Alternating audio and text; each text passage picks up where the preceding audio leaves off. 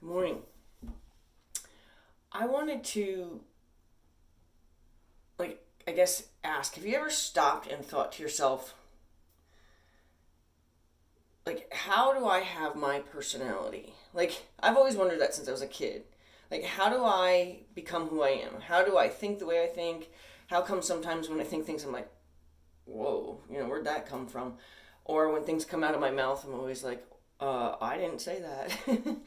um, I guess that's what would put somebody on a quest to understand more about, not so much like where did I come from, but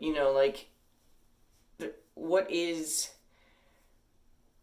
that external or maybe internal energy that makes me who I am. And it's the kind of thing where when I was in high school, I was addicted to French fries and honey bun, like Hostess honey bun, glazed honey buns. And the bell would ring and we'd leave class, and I would tell myself the whole way to the cafeteria, I'm not going to get those today. I knew, obviously, what I was eating was not good for me. I probably was, self-conscious, perhaps. I don't know if I ever was self-conscious about my weight, but perhaps I was. And I remember just self-talking the whole way to the cafeteria. I'm not going to, not going to, not going to. Maybe even would even sit down at a table having not bought anything. And then watch the lines. Our school had the lunch line, the salad bar line, the crap food line. And I'd scan. And I don't know if I scanned because I was looking for the line that would take the least effort, or if I would scan just to see who's up there. I don't know why I would scan, but it wouldn't be long before I'd be standing in the line for the French fries, and honey buns are also part of the junk food line, so of course grab one of those. I couldn't tell myself not to. I couldn't commit to myself. It was who do you have that battle with? How is it that my intention was not to, my desire was not to, but somehow, some way, I'm sitting at a cafeteria table, scarfing down 2 fries. And it's things like that that always made me go, I know, my body is not my personality. So where does my personality come from? And why am I so attached to certain parts of it? I guess because it's been my personality my whole life, maybe. But, I'm attached to my stubbornness, and I'm attached to certain things about myself. And a lot of things I've changed over the years because I wanted to, not because somebody said, you really ought to. Well, I had one person say, we need to work on your people skills. If anything, that solidified more who I am. Okay, yeah, I'll work on my people skills. Get the hell out of here. I wonder how often anybody really sits and says, well, who am I? I mean, and I'm thinking instantly I came to people who are having gender reassignment things, or identifying with a different gender. That's somebody who's in a body who believes their personality doesn't match their body. So there's got to be some more, discovery there. We've got to find out more. So I do a lot of, I pay attention to a lot of the spirituality things, Wayne Dyer, Abraham Hicks. I'm a strong Abraham Hicks. But if you listen to anybody who's successful, meditation is part of their routine. Meditation is one of their habits. Whether they, even Tim Ferriss, who's an incredible podcaster, and he really puts on some really great people. He even said for years he wasn't all about meditation and the whole.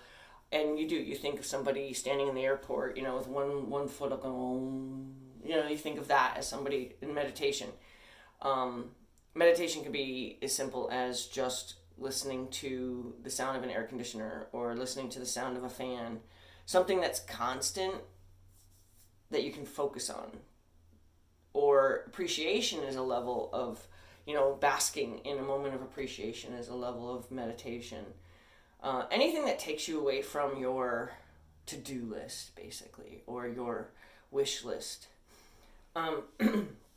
So I started paying attention to what a lot of successful people do and realized that there's something to this that everybody is tapped into. And maybe for fear of seeming like that spiritual woo-woo, a lot of people, reword it. But if you read between the lines, you're reading really what they're talking about. A lot of people have found their spirituality through meditation, through belief of a higher power. Call it God, call it whatever your whatever your spiritual leader is, but we all have something we check in with. So I got to thinking, all these people are doing all these self-talk things, what do you call it? Like these self-help coaches or life coaches now. There's so many of them. And I have a friend who's one, and she's not really a friend, I say, she's an association. And she's on Instagram, and I've come across her a bunch of times, of course. And one of the things I noticed is that she's a very, very pretty girl. Very pretty girl. So right off the bat, you stop to see the pretty girl, and then the pretty girl's flipping her hair. And I know her point is to say, you can feel this good about yourself too. I actually know her as somebody who is very self-abusive, as far as she's really critical of herself, even though she's gorgeous. She's not as I'm so beautiful, but for image sake and for her job, perhaps she does do a lot of hair flipping, and a lot of you too can be beautiful and you too can feel this way kind of thing. And I'm thinking to myself,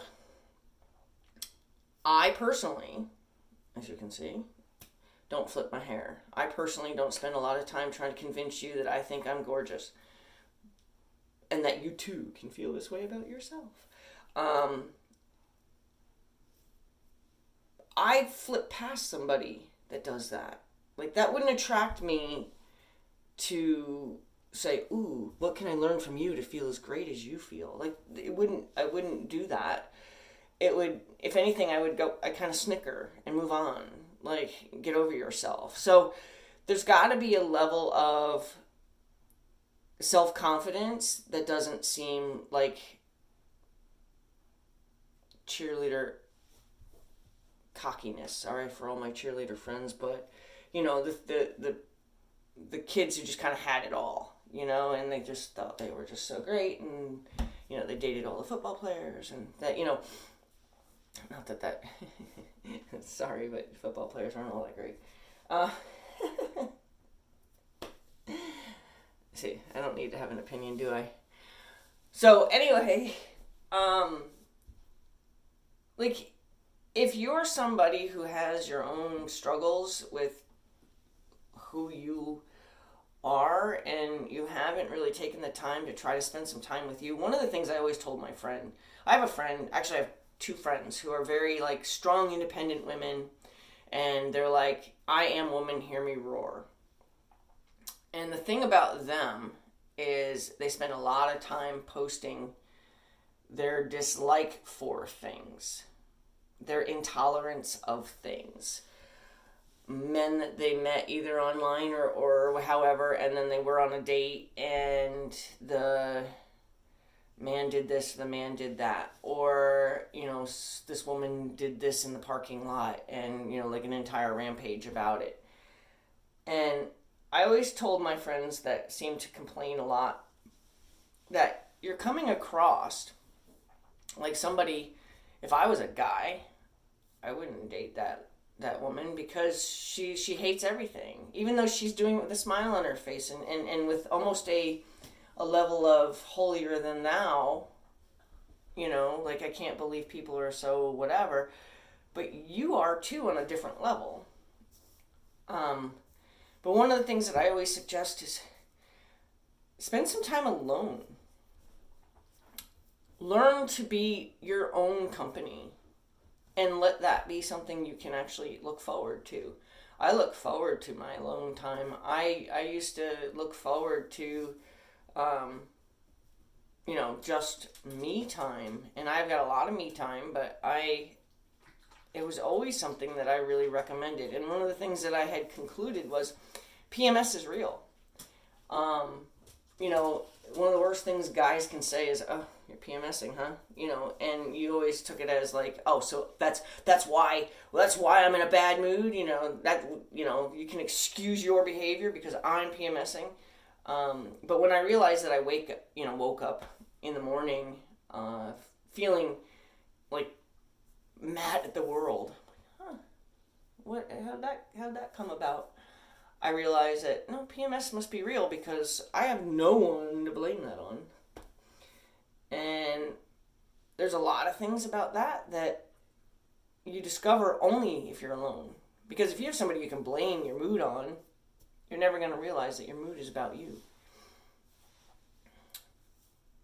So this was really very all over the place. But I think finding the right person maybe to guide you to somebody that has the information, more scientific maybe. Dr. Dispenza, he's a lot about the neurologic connection to your spirituality, how to guide your mind into the things that you want. And it is almost like trying to convince your personality to convince your mind to follow suit. Because like my personality said, I don't want French fries.